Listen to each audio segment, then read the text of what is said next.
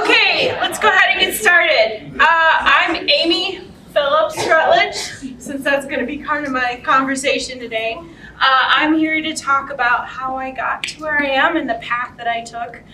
So the title I have is kind of alluding to some major forks in my road that led me to where I am. So Brat, Biologist, the bear child was kind of a joke. We came up in the science department because really what I wanted it to be was mom. But we couldn't come up with a B word that meant mom, so that's where we got that from. So anyway, so I was born in Springfield, Illinois in the summer of '77. My parents lived outside of Springfield in some small towns, and my sister was born 10 months, 2 days later, in the spring of '78.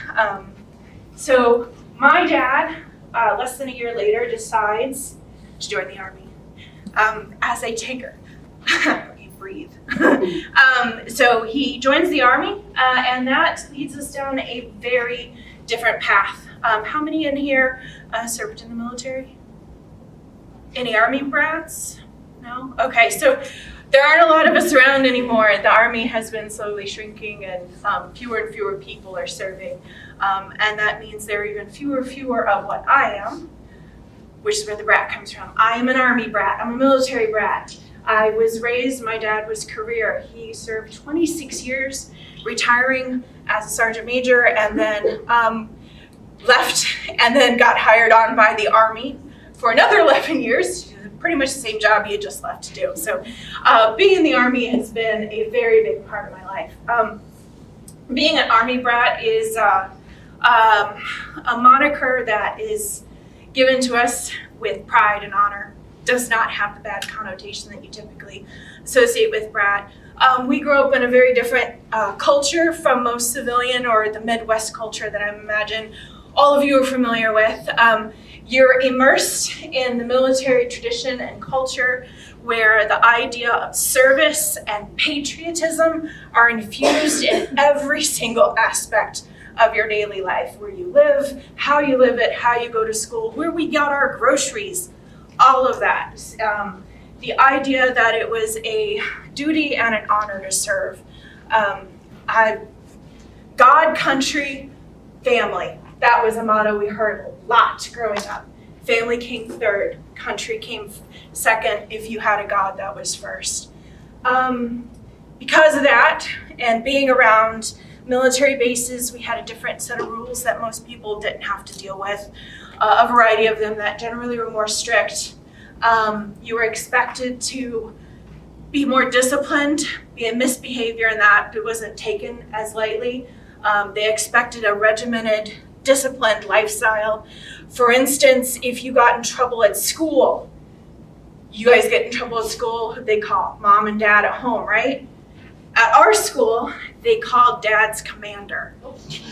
Not kidding, that most of the time was the first phone call. They call the chain of command, and then the chain of command contacts the soldier and says, "You've got a problem, you need to get your shit school." Sorry.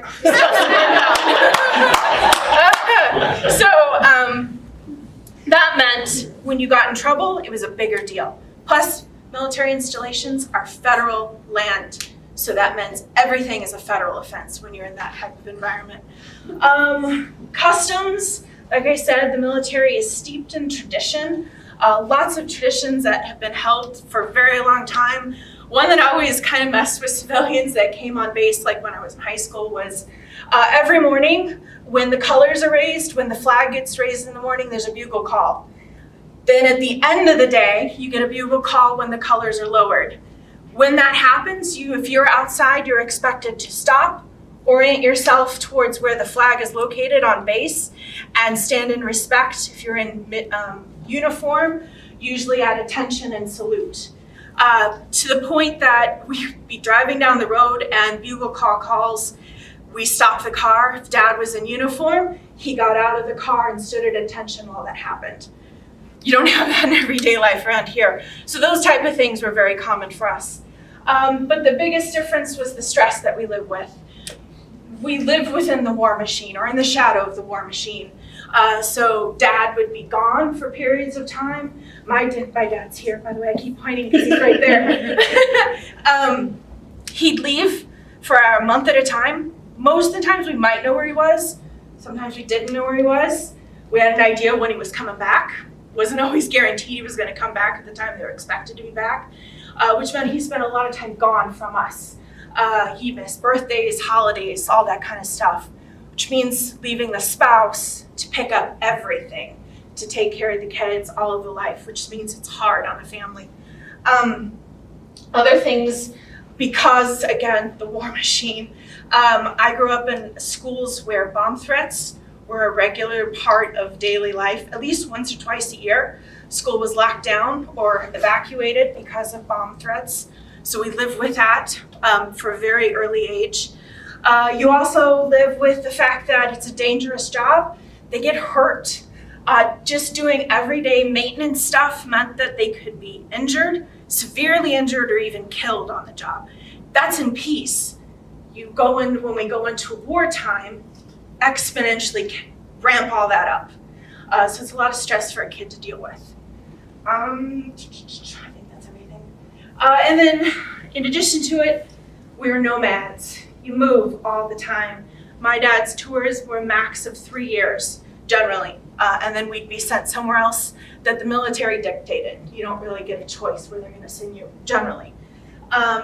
Which means as a kid, you learn to make friends very fast because you're going to be there, you're always moving, making new friends, but then you're always leaving. So one of the bad things about it is you don't really get a good feel of making long-term friendships because you never really have the opportunity. You get really good at leaving, but I don't know if that's a good thing or a bad thing. And sometimes with your education or any hobbies you might have as a kid, because we moved around a lot, you weren't always guaranteed they were going to have it at the new place you were going, or the curriculum, what they were teaching in each grade at the particular time of the year, didn't always match. So we would move from state to state or state to country, and they didn't match at times. So it meant you sometimes missed things. My early phonetics education doesn't exist. I missed phonetics. I had to learn it later on. I've always been good with school, so it wasn't that big a deal, but it was something I didn't learn in elementary school because of this. And then ultimately, we're children of the world. We move from base to base, state to state, country to country, which means you come into contact with all these different cultures. And the military is really good about encouraging immersion. So when you're in a new place, they try to teach you in the schools as much about where you are at as your own culture. I started kindergarten, first grade.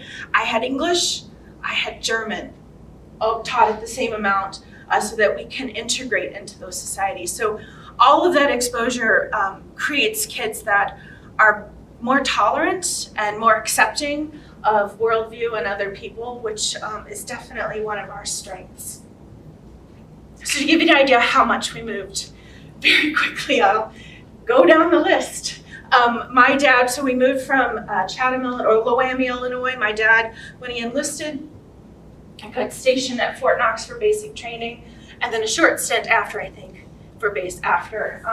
At Fort Knox, we lived on the economy. We didn't live on base in a town nearby called E-Town, Elizabethtown.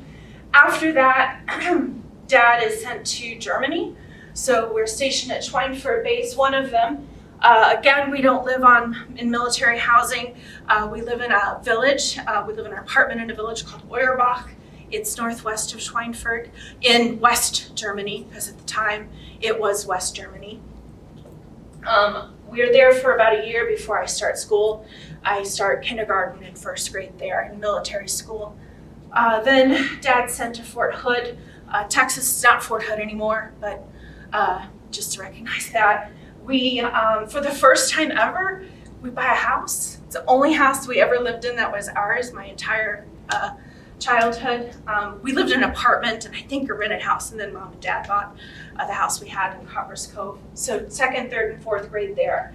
Dad gets sent to school when I'm in the fifth grade, so we couldn't go with him. So we go back home to Illinois to be where my grandparents live. So we go back to Chatham, and for the first time, I go to a civilian school, a school not associated with the military, was a bit of an eye-opener.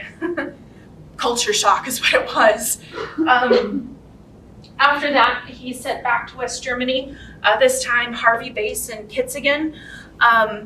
We are there for 6th grade, and then 7th grade, things kind of explode.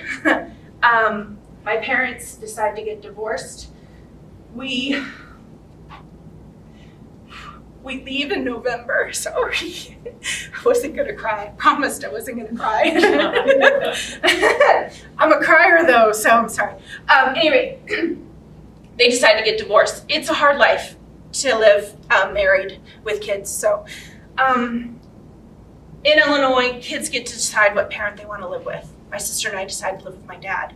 But Dad has to finish his tour of duty in Germany, and he can't have us as a single parent at that particular tour. So my sister and I go back to Illinois. I finish out the 7th grade at that civilian school district that I had been going to where my grandparents live, and we live with my mom. Dad gets selected to become a drill sergeant the summer of 1990 and is stationed at Fort Knox, Kentucky. So my sister and I move with him to Radcliffe, Kentucky, and my mom goes back to Germany to be with her boyfriend, who was a soldier in the military, a tanker in Germany. So we go there. We live in Radcliffe because we didn't get housing that first year. So high school comes along, we get housing. We move on base, my dad, my sister, and I. And I haven't really talked much about school, but I loved school. I was the kid that when summer was ending, oh my God, I couldn't wait for summer to be over because I wanted to be back in school. It was just the greatest thing to me, and it still is. I love school. My favorite toy growing up was my books. They were my prized possessions. I love them more than anything. So when I got to high school, I just did as much as I possibly could because I loved it. Environmental club, German club, choir. I was a tennis player all 4 years. National Honor Society, academic team. I did everything I could possibly do while we were there. I graduated in 1995. Of the seniors that graduated, there were 120 of us. That picture in the middle, we were the only high school seniors to have been there all 4 years. 30 out of 120. That's how much turnover there is in a military school. While we're there, my parents remarried. My mom remarried when I was a freshman. Dad remarried when I was in high school, a sophomore. My stepdad is Army. He's a tanker. My dad obviously is a tanker, retired. My second stepmom, or my first stepmom, also Army. She's logistics. They met because she got activated during the first Gulf War. She's Army Reserve. She got activated during that and was stationed at Fort Knox, so that's how she came into our lives. And the other gentleman in uniform standing next to me is my uncle, my dad's brother, also Army. He retired from the Army. He is an Apache helicopter pilot. And then heck, the two grandfathers standing there, Navy. Army, the military is infused in our lives.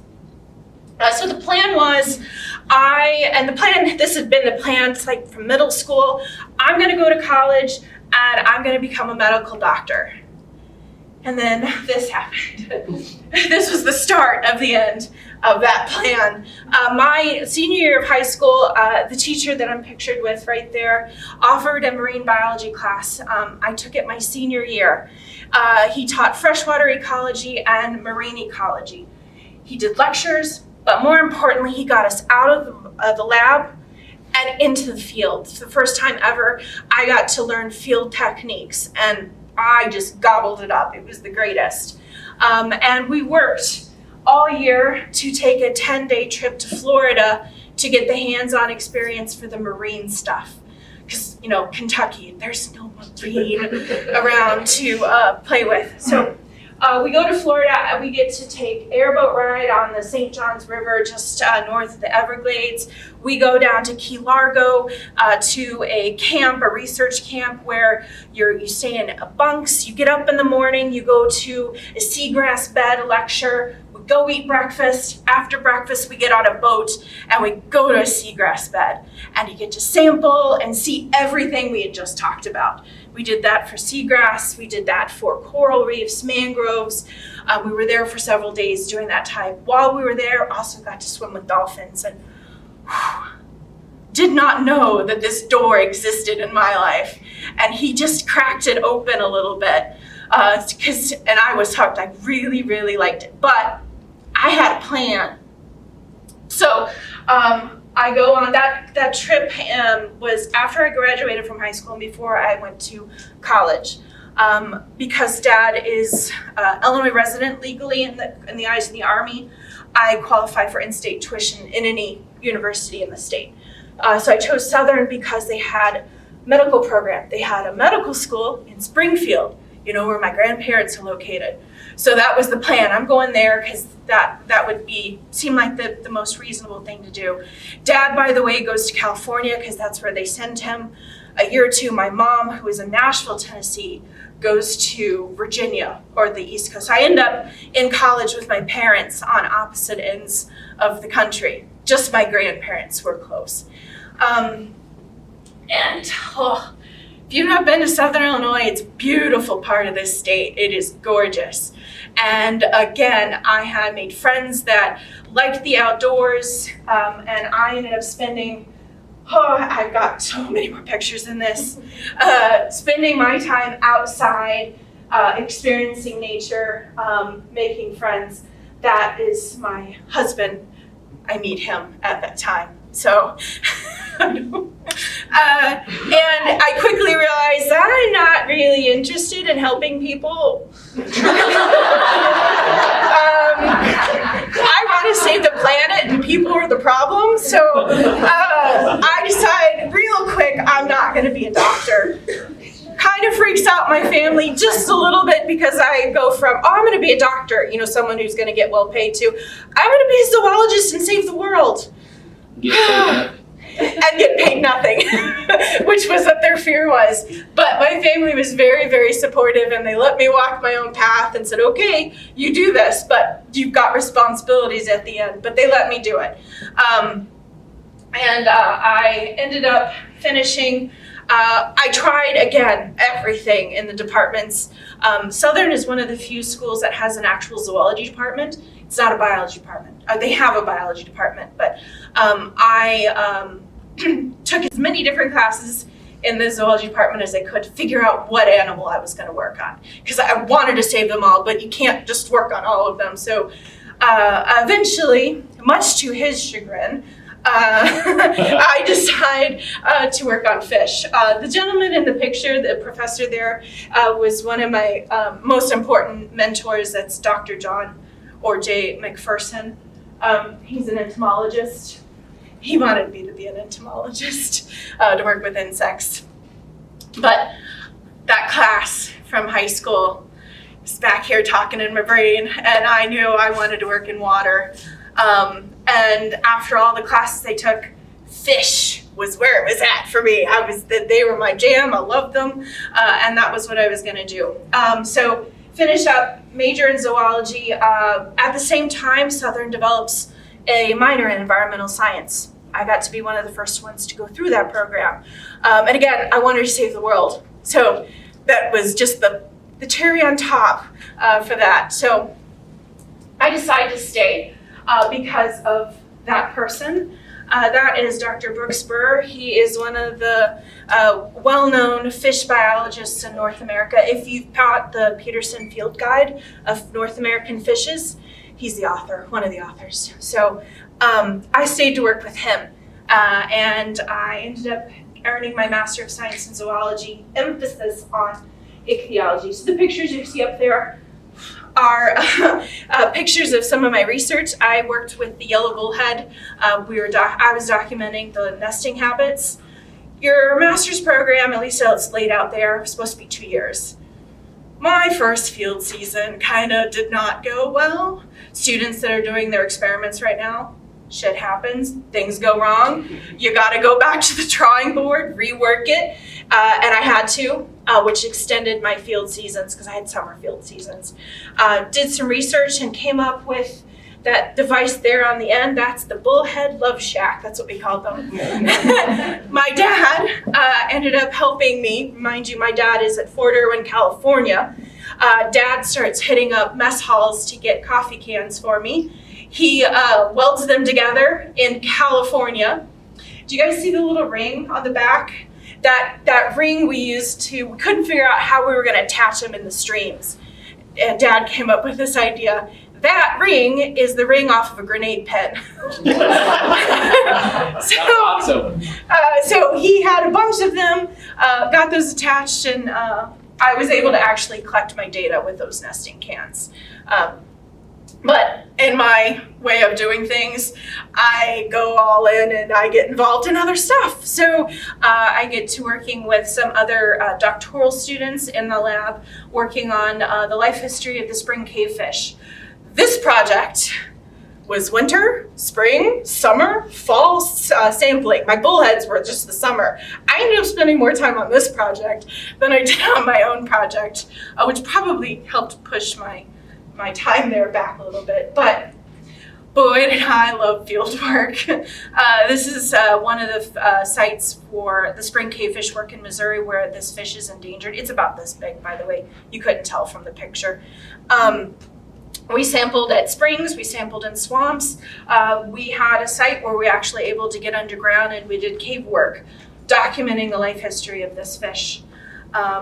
Eventually, I do get my thesis finished and defend and get my master's, and then I'm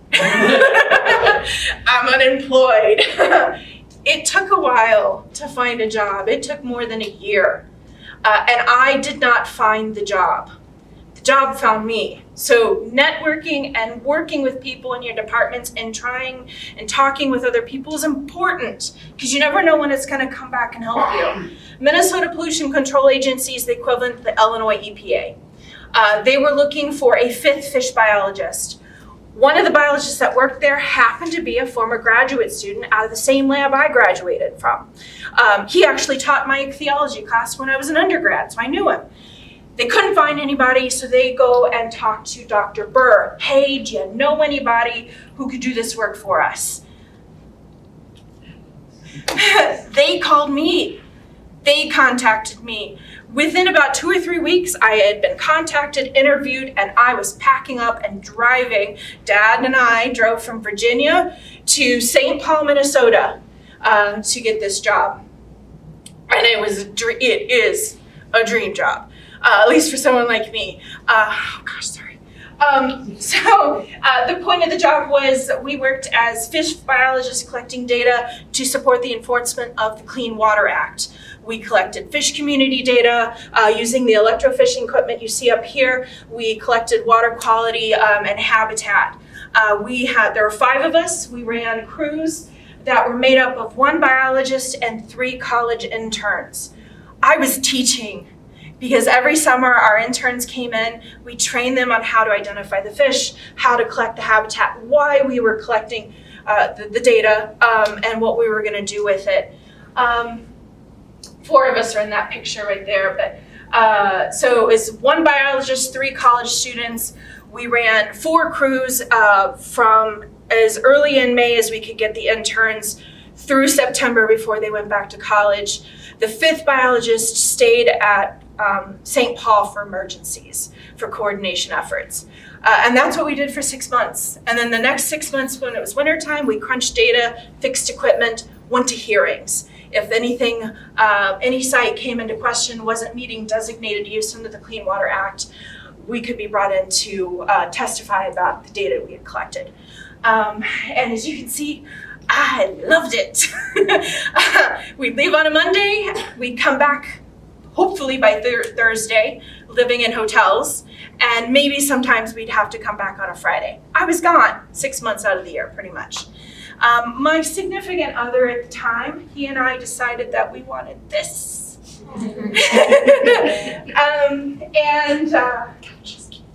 Yeah, my cutie patootie right there.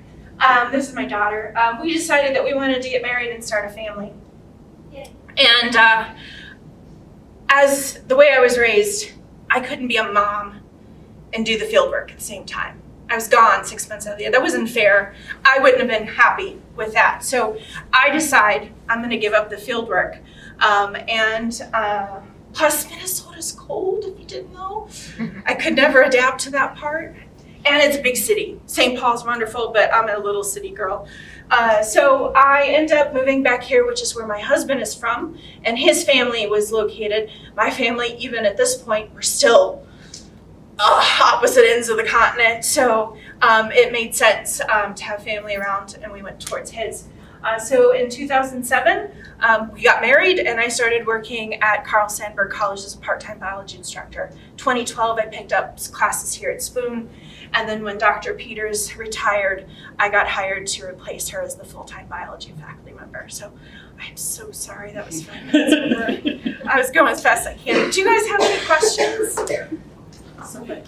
No? Do you still speak German?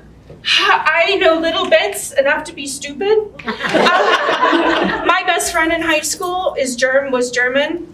Actually, the first time we met, she asked me how to say her name in English, which is the same way you would say it in German. But her mom, who was full German, she was half. Her dad was a soldier.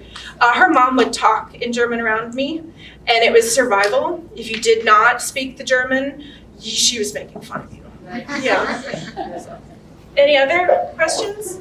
Thank you.